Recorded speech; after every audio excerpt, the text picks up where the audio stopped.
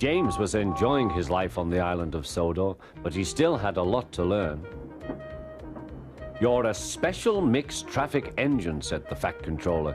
"You can pull coaches or trucks quite easily, but you must learn by your mistakes." James knew what the Fat Controller meant.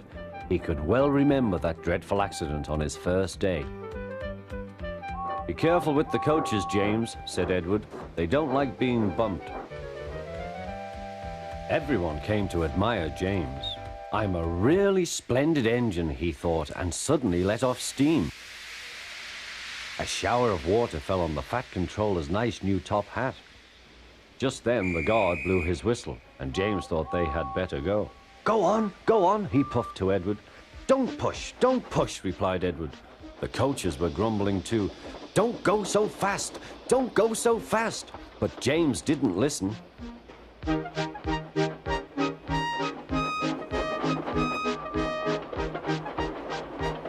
When at last they stopped at the next station, 2 coaches were beyond the platform. They had to go back to let the passengers out. But no one seemed to know about the Fat Controller's top hat, though James felt happier.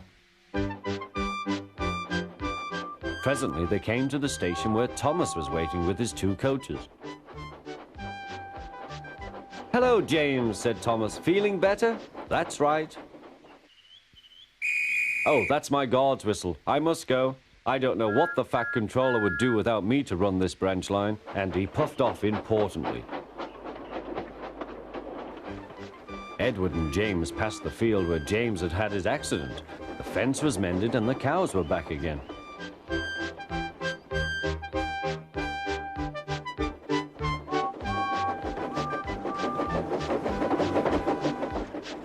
They ended their journey and rested before setting off for home.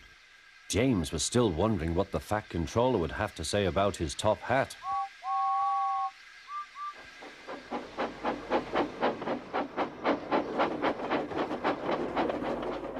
Next morning, the Fat Controller spoke severely to him. "If you can't behave, I shall take away your red coat and have you painted blue." James didn't like that at all. He was very rough with the grumbling coaches as he brought them to the platform. "Don't talk, come on," he called to them. "Gordon never has to fetch his own coaches," he thought to himself, "and he's only painted blue." To make James even more cross, this time no one came near him. "I'll show them," he thought. "They think Gordon is the only engine who can pull coaches."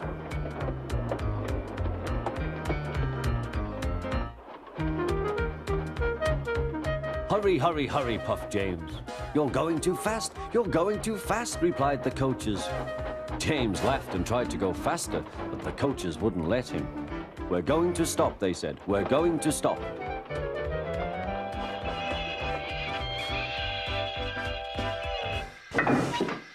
"What's the matter?" James asked his driver.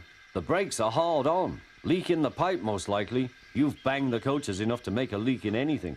"How shall we mend it?" said the guard. "We'll do it with newspaper and a leather bootlace," replied the driver. "Well, where is the bootlace coming from?" asked the guard. "Ask the passengers," said the driver.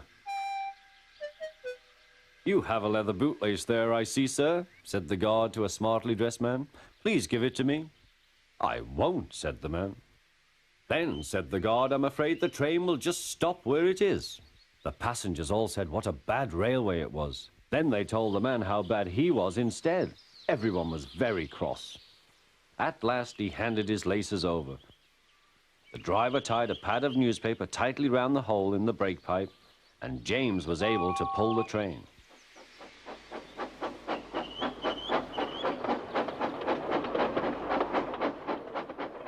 But he was a sadder and wiser James, and took care never to bump coaches again. What's up, everyone? This is HunterTWR, and thank you for watching my remake of James and the Coaches. This is my first remake done in over 6 years and in my current home. And this episode was suggested by my good friend Scotty, aka SplashStoneStoner120. And it's really nice to get back into remakes. So make sure you subscribe, you follow me on my other social media, and check out my other content. Until then, thank you for watching. I'll see you later.